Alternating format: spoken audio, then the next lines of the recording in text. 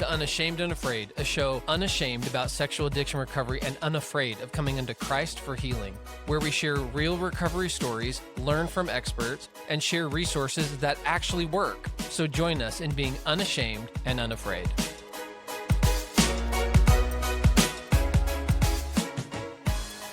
Welcome to Unashamed Unafraid, a podcast dedicated to being unashamed about sexual addiction recovery and unafraid of coming unto Christ for healing. Today we've got Jeremy Lipkowitz. Is that how I pronounce your last name? You said it just right. Yeah, Jeremy Lipkowitz. Okay, love that. I'm here with James, and we're gonna hop right into this story. So, Jeremy, can you just walk us from beginning? Like, how did you end up on our podcast? Tell us your story. Yeah, so my story goes back to my own story with addiction to porn primarily. I guess a little background for who I am and what I'm doing here. Currently, I'm an ICF certified coach. I work with men who are recovering from porn addiction. I'm also a meditation teacher, so mindfulness and meditation was a big part of my background. But it really started with my own addiction to porn, starting what was really what was the acronym that you just said? The IFCS, is that what you said? ICF. So ICF is the ICF? International Coaching Federation. Okay, right Yeah. on. Okay. Yeah. So it's the type of coaching that I do with guys. Cool. ICF. So my story, started when I was young, 7, 8, 9 years old, getting, introduced to pornographic material, and it just grew over time. Started with magazines that were coming in the mail, the Victoria's Secret catalog type things, not real hardcore porn, but it slowly progressed, day by day it got deeper, and the advent of the internet came, and by the time I was in college, I was watching porn every night for an hour or two. And it became a part of my life, and I didn't realize there was anything wrong with it, even though I had this kind of sense of shame around it. But, at some point, I started to see the impacts it was having on my life, the ways it was impacting my sense of self-worth, my relationships with others, my intimacy, just all the ways it was starting to ruin my life. I could talk more about the big moment of realization when I finally made a change. But eventually I found my way out of it. And ever since then, I've been helping people kind of learn how to do some of these things as well, because it can be a really destructive force in life if you're not aware of it, if you're not cognizant of some of the impacts. I think a lot of guys out there don't even realize the harms it's causing. So I just see it as a mission of mine to help educate and help people walk out of that darkness. Could you speak to some of the pain earlier on in your life that created an environment where addiction, habit, whatever word you would use, was able to thrive and become, like what you described in your college years? Yeah, definitely. I mean, I think a lot of us understand, at least theoretically, that addiction comes from some past trauma. There was something that happened in all of our lives that causes us to reach out for an escape mechanism, a way to numb out. But I do like to highlight that trauma doesn't have to be some big capital T trauma. It doesn't have to be some moment when you were sexually, assaulted or molested, or, some death in the family of someone close to you. It can just be all the lowercase t traumas that happen throughout your life. So I was bullied at times when I was a kid. There were times where I didn't get my needs met, where I felt like my parents weren't there for me. So all just the little moments of not feeling like I had my needs met, and then starting to learn through experience that, hey, this porn thing and this masturbation thing provided me a sense of control, gave me a sense of comfort. It was a good way to escape any of the pain that I was feeling that I hadn't been taught how to deal with otherwise. And so, for me, there wasn't some huge, big trauma. It was just all the little ways that I wasn't getting my needs met. And over time, that porn habit developed in secret, developed in isolation, behind closed doors. And it was something that I just used as a way to medicate and to regulate my emotions. And in the beginning, it was just, oh, this feels good. Why not do more of it? Over time, it sinks its teeth into you, and the roots of that can really go deep and cause a lot of harm. I find it fascinating that you said that it doesn't have to be this big traumatic event. I think a lot of times guys don't understand that. So could you speak a little bit more to that? Like what what really resonates with guys who have gone through that kind of an experience, like what is it like to work with dudes who you coach who come to you and they have that kind of a story and they're like, "Well, I don't know, I haven't been sexually abused, I haven't been physically abused, I don't have a hard past." And they can't figure out why they can't stop Yeah. looking at porn. Like what's Yeah, been your experience? totally.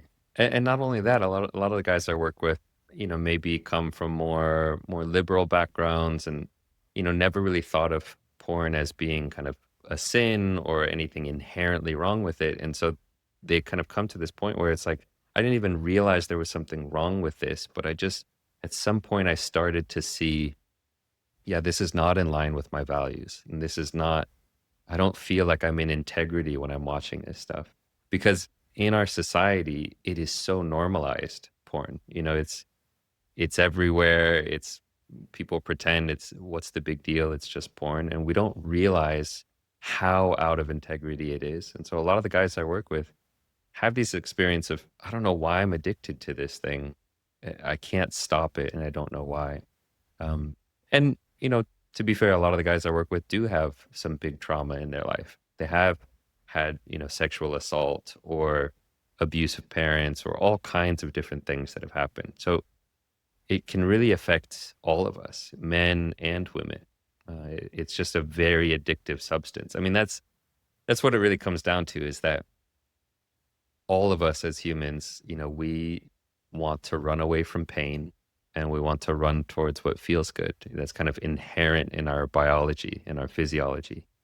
And so when you have some of these artificial substances and behaviors that are just highly dopaminergic and they're such an easy source of escape and numbing out and feeling good, of course we're going to get addicted to it, and it takes some real awareness and some real clarity to see some of the effects because a lot of the consequences of porn are subtle, they're maybe downstream, they're long term, they're small things that add up over time.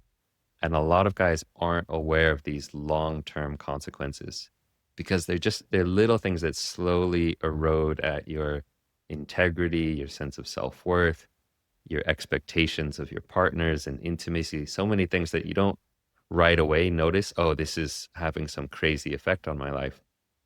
But if you do it, on a constant daily basis for years or decades, it can really erode at your soul.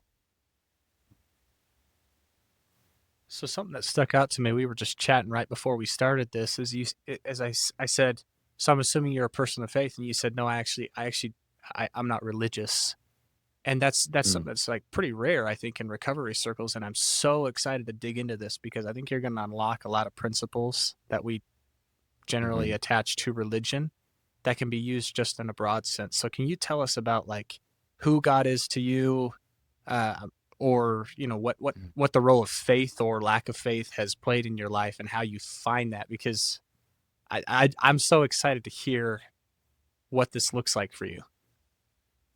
Yeah, yeah.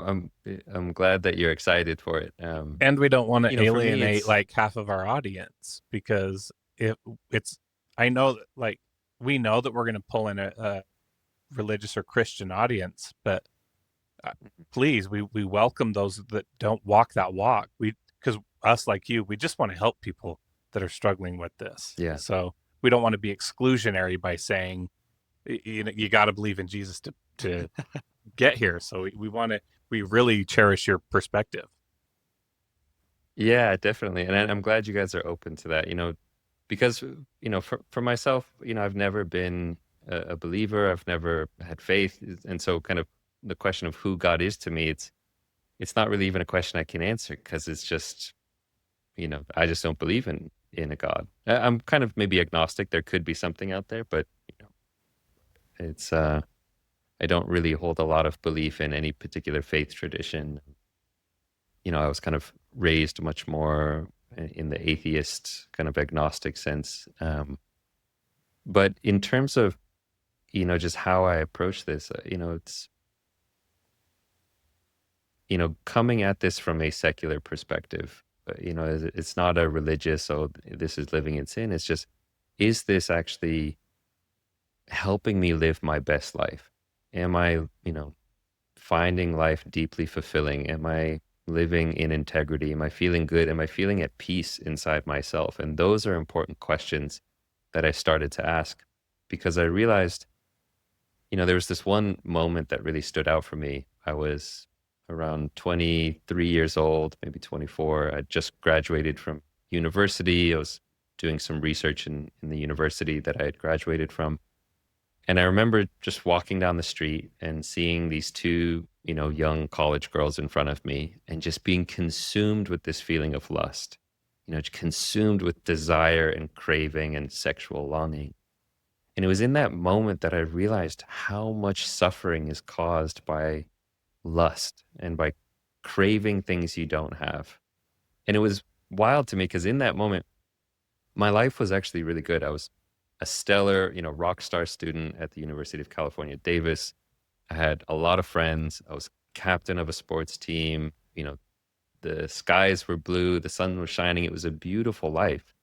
But in that moment of lusting after these women, all of that went out the window. I couldn't see or be grateful for anything that was going well in my life. All I saw was what I didn't have, what I wanted and didn't have. And in that moment, it felt like this black hole opened up inside of me, this empty pit. And I realized that I could not be happy unless I acquired that thing.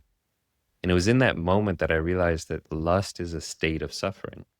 It's not a state of abundance or fulfillment or inner peace or gratitude or appreciation. And so what it really came down to for me was, if I want to be truly happy, and not happy in the sense of like putting a smiley face on and being bubbly, but deeply at peace inside, if I wanted a sense of inner peace and inner fulfillment, I had to look at this question of what leads to real happiness and what leads to suffering, what leads to a state of inner peace and abundance and gratitude versus what leads to a life of misery and dissatisfaction and discontent. And so that sent me down this long journey of looking at this question of happiness. And I ended up, having a bit of an existential crisis. It sent me, looking for answers. And I went to a bookstore and started finding books on positive psychology, where I started to learn about neuroscience and neuroplasticity and understanding the way that the mind works. And that then led me to a book called Happiness by Matthieu Ricard, and he's a Tibetan Buddhist monk. And that book just fundamentally changed my life. It totally opened my eyes, because this Tibetan monk, he was actually a French guy, was born in Paris, went to the Pasteur Institute, getting his PhD in molecular biology. So he had this scientific background, but ended up traveling to India and learning about Buddhist philosophy and learning about meditation. And what he described was a very secular, I had always thought that Buddhism was like another religion. Like, oh, okay, there's Christianity, Judaism, Hinduism, Buddhism. It turns out Buddhism is less of a religion. It's more of a philosophy of the mind. It's really about understanding what causes suffering and what leads to happiness. And so this author, Matthieu Ricard, he described this kind of Buddhist philosophy in a very secular way that really spoke to me. And it was all about understanding the way the mind works. And I started to realize that what porn was doing to my mind, I was cultivating these mental qualities that were directly leading to my suffering. Yet every time I logged onto porn and watched it, I was hardwiring the neural pathways of lust and craving and suffering. And so all the sadness that I had in my life, all the dissatisfaction, the depression, the discontent, was because of my own actions. And there was one quote that really changed things for me. It was this quote from a neuroscientist that said, "Neurons that fire together wire together." And it helped me understand that every time I logged onto porn, again, I was strengthening those neural pathways. And it wasn't just strengthening the neural pathways, for lust after porn. It was just strengthening the pathways of wanting something I didn't have and not being satisfied with what I did have. What was cool, though, is that the converse is true, is that you can use that understanding to strengthen the neural pathways, the mental qualities of things that directly lead to happiness. And what I realized in that moment is what I want is a life filled with gratitude, a life filled with contentment and inner peace and abundance and compassion and connection and all these good things. And you can train your mind to feel those ways simply by strengthening those neural pathways. And that's essentially what meditation is. Meditation is not this kind of woo-woo, mystical, magical thing. It's not anything fluffy out there. It's just training the mind in certain mental qualities. And for me, as a secular person, that really spoke to me as, hey, this is a way I can lead a better life, and just train my mind to be happier. So that was kind of my story with porn addiction, how porn got me into these questions of living a better life, because that's what it really became. It was less about just about porn. And that's what I try to help guys see, this question of porn recovery. It's not about just stopping watching porn. It's not going to fix your life. It's about, are you leading a better life? Are you leading a more fulfilling life? Are you doing things out of integrity? That's what recovery is really about. Yeah, that's what we would call living and embracing a recovery lifestyle. That's exactly what you're describing. Yeah. So Jeremy, tell us about the recovery lifestyle. I find it fascinating that, your story of how you got to the place where you realized that porn just didn't work within your value system, that you wanted something else. How did you work your way to a place where you started embracing this type of a value system in your life, where you've kind of built yourself over the last 15-ish years to where you are now? Yeah. It's quite interesting because I didn't really connect with addiction or recovery or these kind of topics until many years later. It wasn't until maybe even a decade later that I started to really connect with the recovery world and the addiction world. For me, at the beginning, when I had these insights into what was going on with porn and what was going on with my mind, it was just, hey, this is not leading to happiness, and I need to start to live in a healthier way. And the primary avenue for me was through mindfulness practices. So really learning that if I wanted to be happier, if I wanted to practice recovery, it meant understanding my mind, understanding my emotions, and learning how to cultivate a healthier mental place. Learning how to work with negative emotions, because I think a lot of us intuitively know, and we've been in this game long enough, addiction comes from coping mechanism, wanting to run away from unpleasant emotions. It's whether it's sadness, anxiety, insecurity, boredom. We feel these unpleasant things and we don't like it, right? And so we say, I don't like this feeling inside of me. Let me numb out. And that can be a very subconscious thing for many people. Many guys don't realize that they're running to porn because they're trying to escape a negative emotion. But once you have some awareness, you start to realize every time I'm running into porn or to some other unhealthy habit, it's because I'm running away from a painful experience that I don't know how to be with, right? I don't know how to be with sadness. I don't know how to be with loneliness. I don't know how to be with anger towards someone who abused me. And so I need to make this bad feeling go away by numbing out. And whether that's porn or junk food or video games or making money, all these things can be addictions. So for me, one of the fundamental ways that I practice recovery is learning how to be with discomfort without running away from it. Learning how to be with what's unpleasant without thinking I need to medicate it away. Right? So that is such an important part of my recovery is if there's something strong, some strong negative feeling, to learn how to sit with it is something you can train your mind to do. That's one of the practices of mindfulness. We call it equanimity. So the training in equanimity is learning how to be with what's unpleasant without running away. Just be there with it. Similarly, the flip side of it is it's also learning how to be with what's pleasant without grasping after it. Because that's the flip side of the same coin. There's something pleasant in our experience, some good tasting food, some visual thing that we watch that feels good. Ooh, that's juicy. Oh, I like that, right? So how to be with that pleasant experience without clinging onto it and craving after it is also the practice of equanimity. So, fundamentally, it was just like I started learning all these tools of the mind that helped me live a better life, that got me into less trouble, That's what it was really about for me.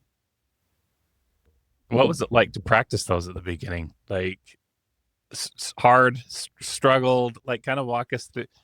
I'm assuming Yeah. that what you didn't pick it up and it happened right away. So I just want to dispel the myth that would happen. So kind of walk us through a little bit of the struggles of the learning curve.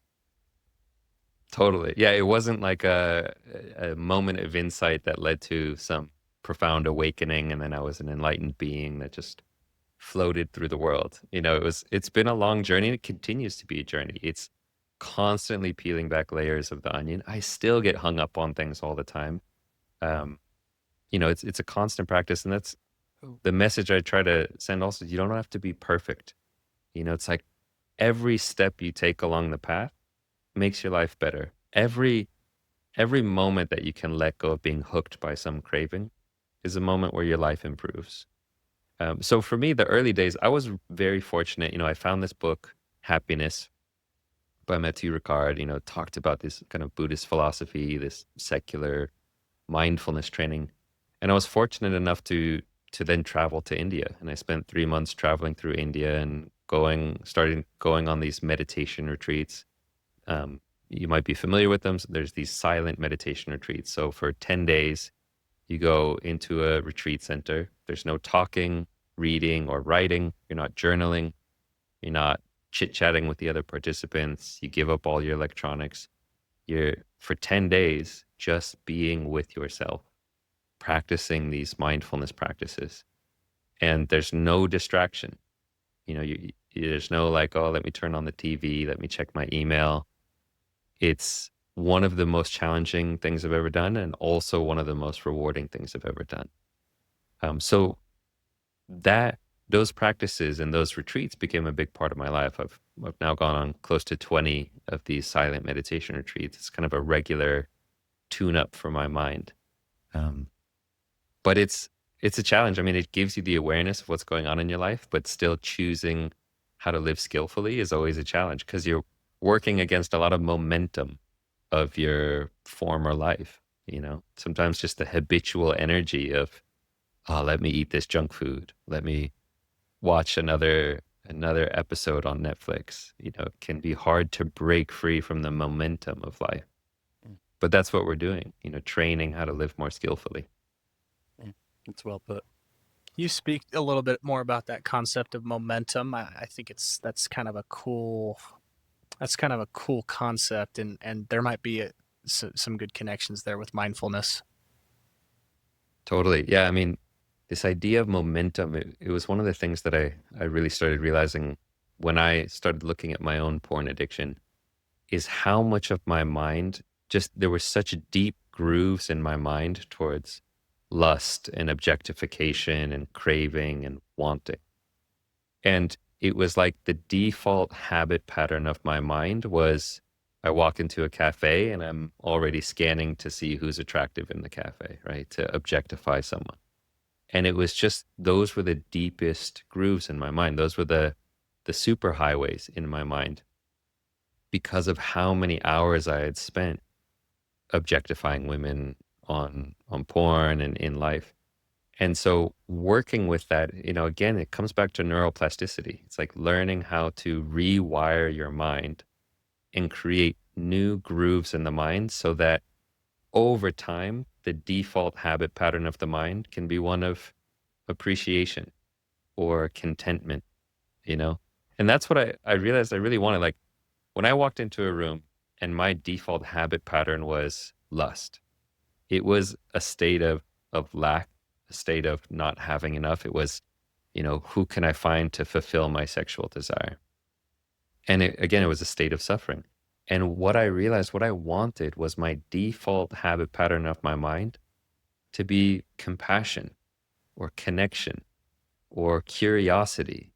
I mean, if you can live a life where the default, just the first thought that pops into your head is, oh, I wonder if this person is okay and how can I help them? Or if the first thought that pops into your mind is, I have enough, I don't need anything else, your life is just so much better. Like your life is fundamentally happier versus if you walk into, some department store and your mind is just filled with greed. I want that. I need that. If I don't get that watch or this phone, then I'm not going to be good enough or happy enough, right? It's a miserable way to live your life.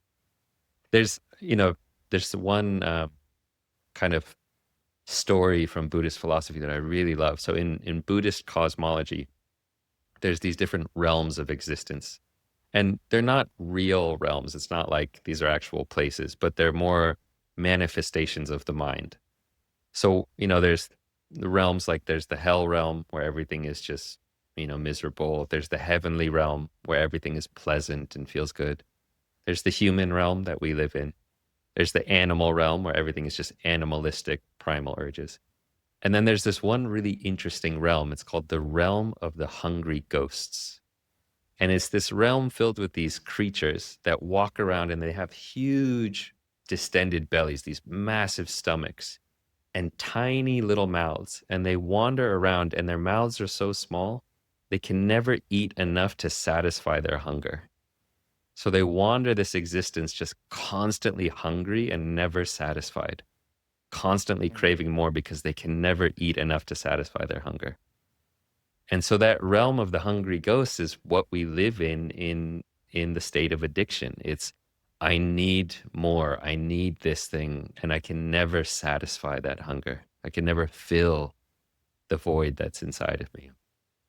And that's, that's the life that so many of us live in our society. It's not just porn. It's, I need more gadgets. I need more followers. I need more sex, whatever it is. We're wandering this realm of being a hungry ghost.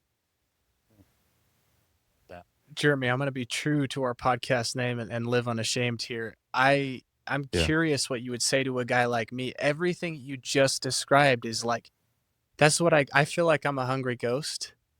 And as you said that, like you were talking about the scenario where you walk into a cafe and you're like already, your mind preemptively is like trying to identify who the next person is that can fulfill your sexual desire, to consume the next, the piece of beauty, however you would refer to it. What would you say? I mean, what would you say to a guy like me, as far as, mindfulness and mindset shifts to start challenging those thoughts and be more at peace within myself? Because there's like, I don't know, I'm just having a really strong reaction to all the things you're saying right now. And I think that you have some gems that could help me. Totally. I mean, and this is like mindfulness training. It's going to the gym for your mind. It's just, we go to the gym for our bodies all the time, right? We think, okay, I got to do some cardio. I've got to lift weights if I want to be strong and fit and healthy. We don't realize our mind needs that kind of work as well. If you want to walk into that cafe and just be kind of grounded in a state of peace and contentment where you're not looking for something to fulfill the void inside of you, the way to do that is to strengthen that muscle in your mind, to cultivate that neural pathway. And so the way that this works is the training in mindfulness. As an example, one of the most common kind of basic mindfulness practices is mindful breathing. There are many different kinds of meditation, but one very simple one, you sit down, you feel the sensation of your breath as you breathe in and as you breathe out, and you're just feeling it in the body.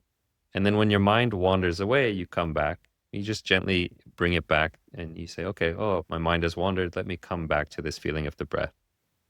And you do this when you come back in a non-reactive way. You're not judging your mind for having wandered. You're just saying, okay, come back and start again. When you're doing that, what you're doing is you're strengthening so many of these qualities that you want to pervade your life. You're strengthening non-reactiveness. You're strengthening, oh, this breath right here is good enough. I don't need some fantasy. I don't need, to think about something. I can just be here with this breath, and that's all I need.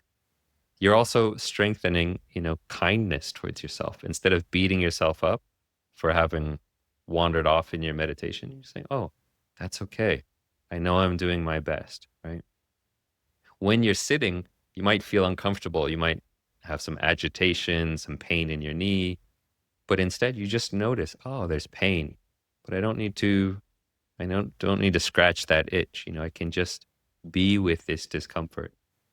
So you're getting more in control of your mind rather than being, when I was addicted to porn, I felt enslaved by my lust. My guess is you kind of know that feeling where you don't want to go and objectify people in a cafe, but you walk in and let's say you see the most attractive woman in the world, like your perfect ideal 10 out of 10, the most sexy person you could imagine. And you're sitting in the cafe, you're trying to read a book, but your mind just keeps looking at her. Like, I just need to look, right? And you're enslaved by that feeling of lust. And that's a horrible way to live, right? Because like, I know this isn't making me happier. I know this is wrong to be objectifying her and ogling her. I should just be reading my book like I wanted to. Why can't I? My mind has hijacked me and hooked me. And so when you train in mindfulness, you're taking back the reins. You're taking back the driver's seat on the bus and you're saying, oh, I see that desire to look at that person. But actually, that's not what I'm here for. I'm here to read my book and to be at peace. And so you're regaining control through these mindfulness practices. That's what you're training your mind how to do. How to, first of all, be aware that you're hooked. Because sometimes you don't even notice it until 5 minutes later. But being aware that you're hooked is also part of the mindfulness training. To be aware of what's happening. Oh, I'm hooked right now. I'm filled with lust and I can't stop looking at this person. Oh, how interesting. That pattern is happening again, right? So it's like mental self-mastery is what mindfulness is really about. I can just give an amen to that. So I would say that simple meditation that you told me, the breathing meditation, I did that for about 2 years pretty solidly toward the beginning of my recovery process, but I also experienced some deep depression at that season as well. Since that time, my whole life has been different.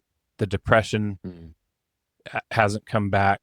My engagement in my recovery changed. That trajectory changed. It changed a lot of aspects of my emotional and mental experience. So I'm just going to give an amen to that, a testimonial.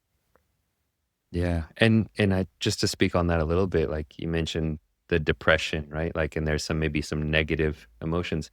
One of the superpowers that mindfulness can give us is, again, the ability to be with those emotions and not run away from them, because that is part of recovery. Is when you're feeling really sad or when there's real grief about something, the way to heal that is not to distract ourselves, not to push it away or suppress it.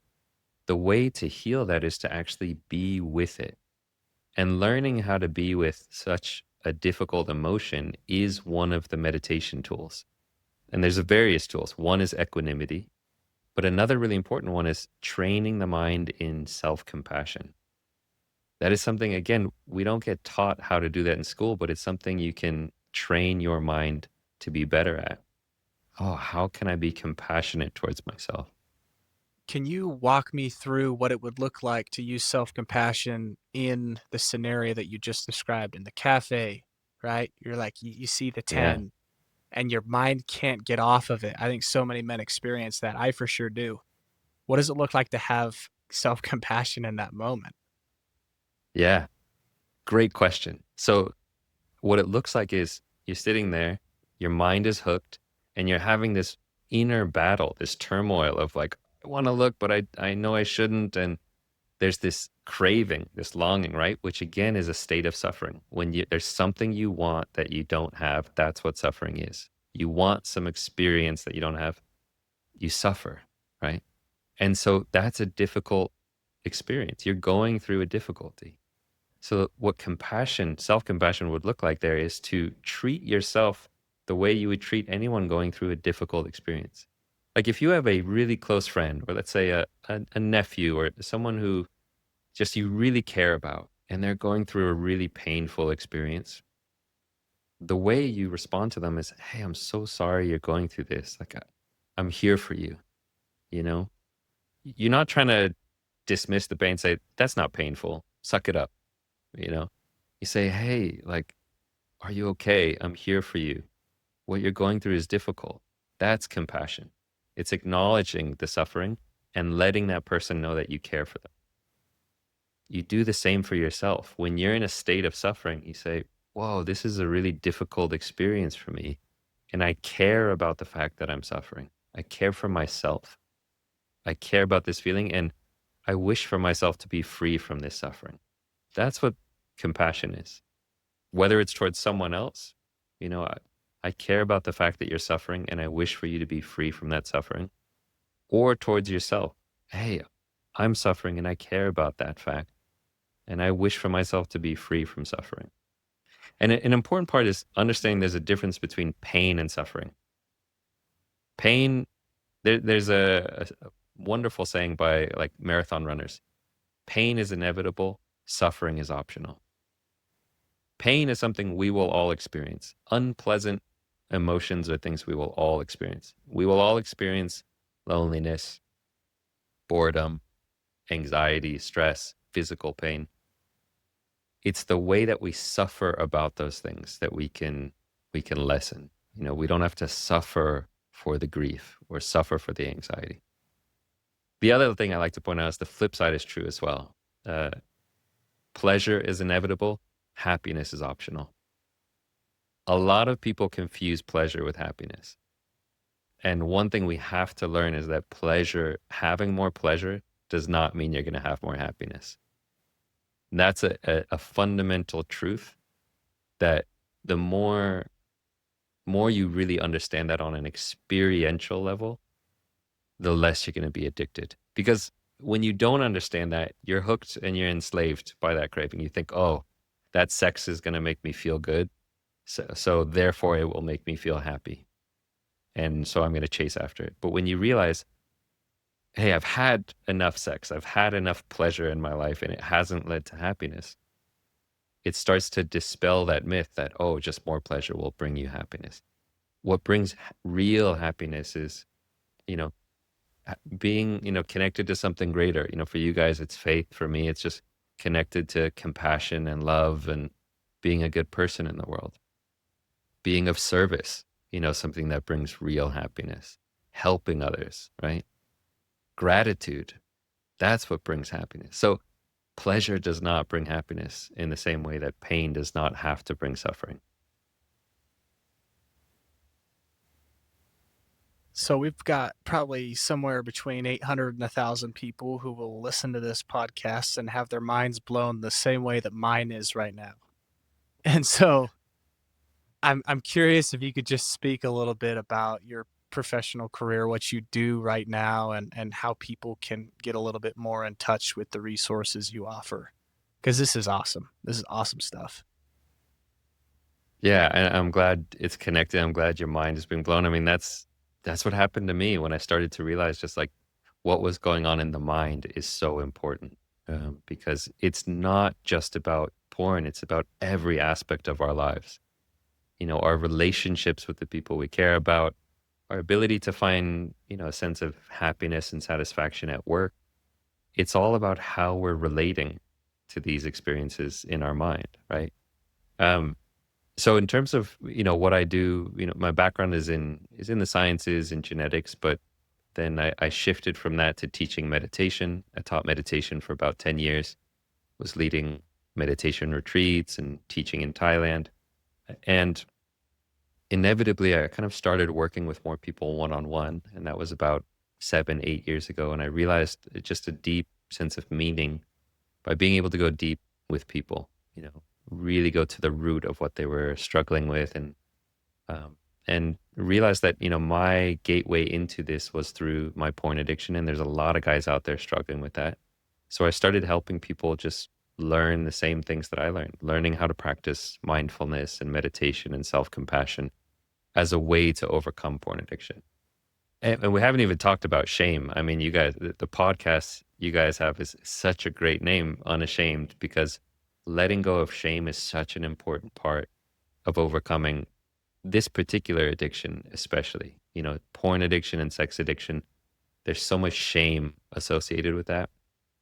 And part of the healing is letting go of shame and letting yourself be seen, letting yourself be in community and talk about these things openly. So what I do now, I work with people one-on-one, but I also run a community. It's called the Unhooked Academy, and it's a shame-free secular space where people can talk about, what they're struggling with and get support, get accountability. Meditation, mindfulness is a big component of that. But that's really kind of what I do. I also have a podcast that people can check out. It's called Unhooked. So that's a little bit of who I am and what I do. What kind of? We'd love to be on your podcast, or Sam would. You said it's, you run a community, a secular community. Is it okay if people of faith come and participate in that community with you? Totally. Okay. There's, I would say maybe a third of the members are people of faith and talk about their faith. It's secular in the sense that it's open to anyone. And so we have people of different faiths, people of no faiths. And it's really a judgment-free space, to be yourself. And it's also, it's less prescriptive in the sense of you must do this and this and this. It's really about helping each individual person find their own pathway forward. So for some people, it really is, getting more engaged in their faith community. And for other people, it's, being of service in other ways, that's not a religious sense, but in just being in service in their community. So the community is open to everyone. Wow. Jeremy, if you could succinctly wrap up the main points of everything that you've discussed today, how would you say that? Whew. Tips to just quick tips, like give us the kind of the final last thoughts. how do you Yeah. I mean, there's maybe two things that are coming to mind. Like, one relates to this topic of shame, and just for anyone out there listening, just to know that you're not alone in this, and you're not broken, you're not flawed, there's nothing to be ashamed of. That, the fact that you watch porn, there's nothing wrong with you, and you're not a bad person. You got hooked by this multi-billion-dollar industry that is preying on your attention and preying on your physiology. And it's preying with an E, not preying with an A. It's attacking your attention, trying to eat it up. And so it's not your fault, that you watch porn. And it is your responsibility to do something about it, but it's not your fault. So just to know that you're not alone, and that hope is possible, change is possible, no matter how many years you've been watching porn, no matter how many decades. I have seen so many transformations, so many people that have been watching for decades, and in the matter of a couple months, turn their life around completely. And that the key to that is really through awareness. Awareness for me is so important, because you can tell yourself, yeah, this is bad for me, or, oh, my pastor says this is a sin, so I shouldn't do it, or my wife says this is bad, so I shouldn't do it. But that's only going to get you a quarter of the way there, compared to if you fundamentally have looked within and the ways that this is harming your life, and say, wow, I feel how this doesn't feel right. I feel how this is out of integrity. When you have that kind of experiential awareness of the harms of porn, your recovery is going to go so much further. And that it just takes cultivating awareness. And mindfulness, as far as I'm concerned, is one of the most effective, fastest ways to cultivate awareness. I'm not saying it's the only way. I'm not saying you have to do it. You can journal, you can talk to a therapist. There are a lot of other ways to cultivate some awareness. But mindfulness is a tool that's been honed over thousands of years for really investigating what's going on in your experience. And as far as I found it, it's the most effective tool, and it's completely secular. Again, there's nothing magical or belief system about it. It's like whether you're Christian or atheist or, whatever, you can investigate your mind. And that's what mindfulness is. Love it. Jeremy, thanks for being on with us today. Guys, if this was helpful to you, share it with a friend, give us a 5-star rating. As usual, thank you for listening. Super helpful thoughts, Jeremy. So good to be on with you again. That's Jeremy Lipkowitz from Unhooked Academy. He does coaching, he's got support groups, and has his own podcast. Go check out his podcast, Unhooked Academy. Grateful to have you on here. Guys, if you'd like to donate to our cause and help us move this cause forward, you can go on unashamedunafraid.com and become an outsider. Just a small monthly donation helps us do what we do and do it better. And until next time, continue to live unashamed.